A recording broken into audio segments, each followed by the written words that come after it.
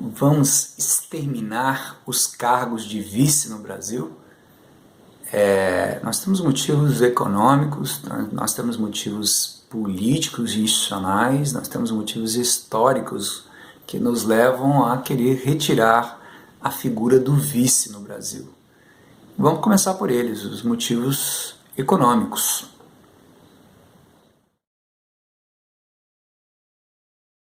O presidente no Brasil custa 15 milhões de reais, porque o vice-presidente não vem sozinho, ele vem com a vice-presidência, secretária, relações públicas, consultor jurídico, um staff que chega à casa de 2 dezenas e que custa 15 milhões de reais por ano, 60 milhões de reais em 4 anos, mas ele não está sozinho. Existem ainda quase 30 unidades federativas no Brasil, cada uma delas com seu vice-governador, com seu staff e o seu custo de manutenção. E como se não fosse pouco, no Brasil existem mais de 5 mil municípios, que também têm os seus vice-prefeitos.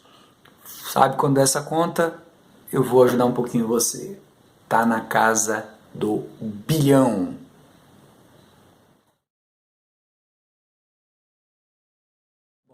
Tudo isso poderia valer a pena se esse custo todo nos gerasse uma maior estabilidade política, que teriam frutos sociais e econômicos.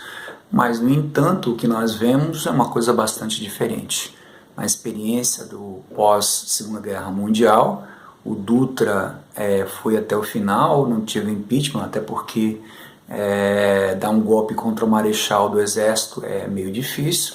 Mas o Getúlio Vargas sofreu uma intranquilidade durante todo o seu mandato, se suicidou, inviabilizou os seus 2 principais oposicionistas, o Adhemar de Barros em São Paulo e o Carlos Lacerda no Rio, mas foi sucedido por um vice-presidente que toca uma política inicialmente liberal, que era contrária do Getúlio Vargas, não agrada aos empresários brasileiros, e é substituído. Esse vice-presidente substitui seu ministro da Fazenda pelo Whittaker, que era um banqueiro que agradava os industriais, coisa que havia naquela época. Não há mais hoje uma cisão entre os banqueiros e o pessoal da Fiesp. Mas ele é sucedido pelo Juscelino Kubitschek. JK passa um mandato inteiro sofrendo tentativas de golpe, essa coisa que coça, né, no desejo brasileiro enormemente. Diversos generais tentaram dar golpe nele. Se ele fosse derrubado, certamente não teríamos 50 anos em 5, ou seja, o discurso de modernidade de JK que fez com que ele se elegesse não teria concretude, porque o seu vice tinha um perfil muito diferente do dele. E ele é substituído, consegue o mandato, o vice não assume, não precisou assumir, mas é substituído por uma eleição linda, onde você elege uma pessoa de uma chapa como presidente e uma figura de outra chapa como vice-presidente. O presidente eleito foi o Jânio, que tinha um discurso moral e cujo símbolo era uma vassourinha que purificaria, né, a corrupção no Brasil, essa coisinha tentadora que a gente não deixa de utilizar. E mais não durou 8 meses e foi substituído pelo Jango, né, o João Goulart, que era um político gaúcho, considerado muito mole para a esquerda, porque não fazia reforma de base na educação e na agricultura, e um perigo comunista para os mais conservadores. Meu Deus, né, o comunismo poderia entrar no país com aquele sujeito. Resultado, foi derrubado. Se usou o parlamentarismo para remediar por um tempo. A gente só pensa em parlamentarismo realmente para remediar, a gente não pensa com convicção no parlamentarismo. Nós brasileiros não acreditamos no parlamentarismo, a história mostra isso. E o parlamentarismo existiu ali no século XIX, né? Mas enquanto era monarquia, a república só usa parlamentarismo, só discute parlamentarismo para aliviar problema. E vivemos então 21 anos de regime militar que é sucedido por uma eleição indireta, onde nós votamos num candidato, o Tancredo Neves, e recebemos de presente o José Sarney, esse grande presente do Maranhão para o Brasil. É um grande presente de 50 anos, meio século no Maranhão. O Maranhão é muito agradecido por essa família estar gerenciando. A família Sarney está gerenciando há muito tempo, mas como o Maranhão é muito altruísta, cedeu o José Sarney para o Brasil, esse grande brasileiro. Ou seja, vota-se em Tancredo, mas leva Sarney. E depois se vota em Collor, o caçador de Marajás, que fez a abertura comercial brasileira, tocou os programas de privatização, queria uma modernidade que envolvia mais mercado, mas ele é sucedido por quem?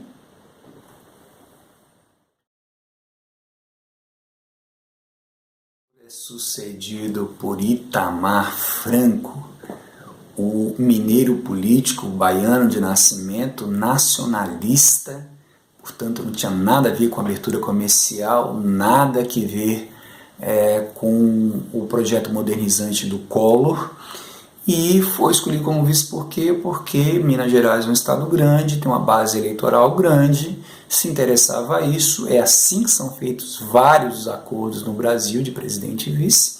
Resultado, um vice que não tem nada a ver com o seu presidente, o presidente que foi eleito, que além do mais coloca alguém chamado Fernando Henrique Cardoso como ministro das Relações Exteriores. O FHC queria ser ministro da Educação do Collor, mas o PSDB não deixou, para a sorte dele.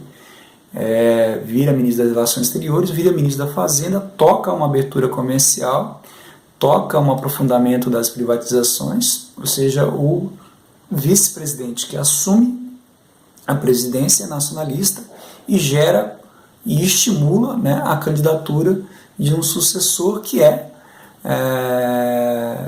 privatista e que promoveu uma abertura de mercado. Isto é o nosso país, mas não parou aí. FHC sofre algumas tentativas de impeachment, resiste, é substituído por Lula depois de 2 mandatos, que também passa por 2 gestões seguidas de 8 anos.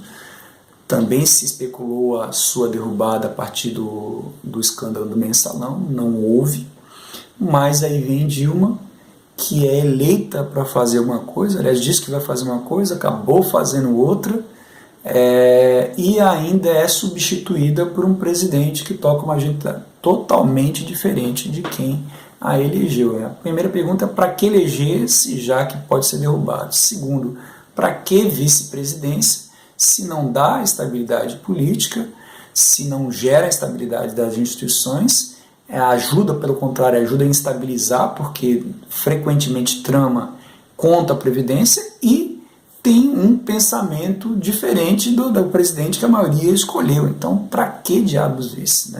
Vamos esquecer os vices-presidentes no país, tá certo?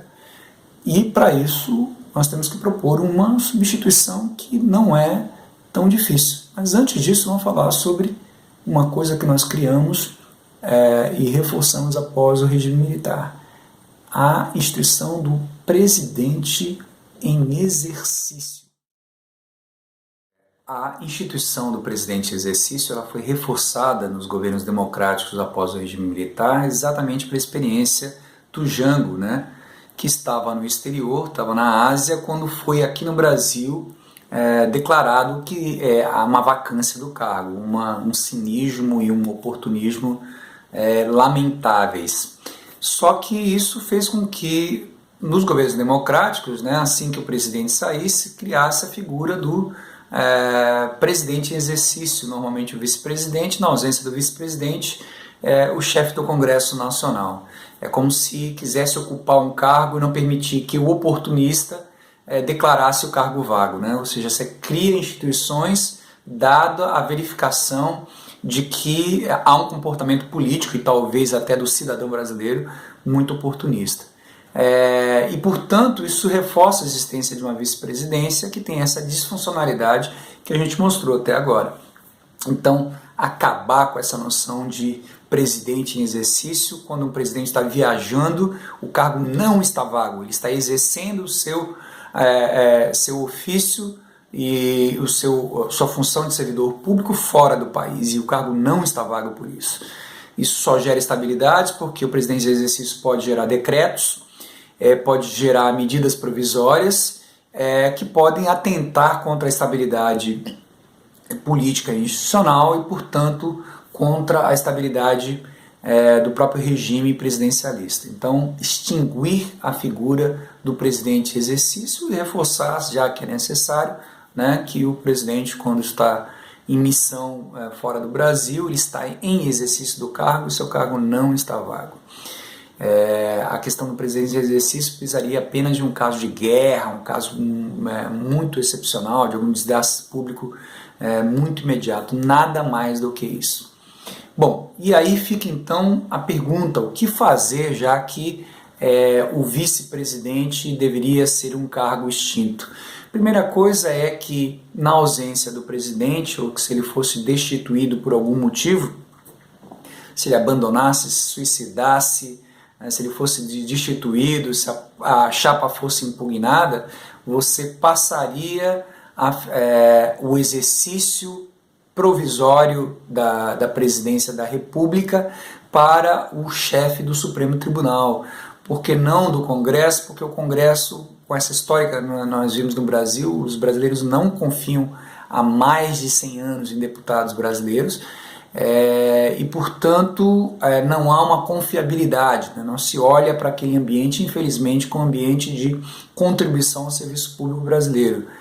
Então, nós teríamos, se fosse até 3 anos, uma convocação de uma eleição. Veja bem, com 2 anos, uma eleição para completar o mandato de 2 anos. Com 3 anos, você poderia ter a antecipação da outra eleição, somaria-se aos 4 anos de presidência, mais um, tá certo? Ou a fração de 1 ano, que seria necessário para completar o atual mandato. Depois de 3 anos, aí teria que ter uma forma provisória, né? Que aí então deveria, talvez, aí nesse caso, se partir para o caso de uma gestão provisória que completasse a fração de 1 ano até completar o governo, mas que nessa fração não pudesse ter reformas constitucionais, porque não haveria legitimidade do chefe do executivo para promover essas reformas, tá ok? Então essa solução economizaríamos, porque não gastaríamos com vice-presidentes, vice-governadores e vice-prefeitos por muito tempo, não criaríamos uma instabilidade política e institucional e ao mesmo tempo daríamos possíveis respostas institucionais à vacância do cargo. Então é isso aí. Essa história que nós criamos aqui, mas eu queria registrar que há um breve engano nessa postagem feita nesse momento. Foi uma montagem de 6, 7 partes independentes que acabaram sendo editadas e virado esse vídeo com mais de 12 minutos, mas deveria ser postado no canal Em Tempo, que é um canal que trata de economia e de política, e não aqui no canal pessoal Wagner Alves. Mas já que há um problema aqui de carregamento de vídeo, vai ser muito custoso remontar ele lá no canal Em Tempo, então eu vou postar aqui mesmo e vou agregar na playlist de lá, mas esse é um equívoco e de qualquer forma serve para o pessoal aqui do Wagner Alves saber que existe um canal chamado Em Tempo que discute questões jurídicas, econômicas, políticas, atuais, históricas. Vai ter uma lista lá sobre a direita, esse fenômeno político interessantíssimo. Tem uma série em andamento sobre o ativismo judicial, conheçam essa série. O judiciário tem sido um ator político extremamente relevante, por isso nós devemos abordá-los, mas não deveria ser aqui no canal pessoal, que é mais voltado para coisas subjetivas, pessoais, artísticas, etc, tá ok? Mas é isso aí, um abraço, até a próxima.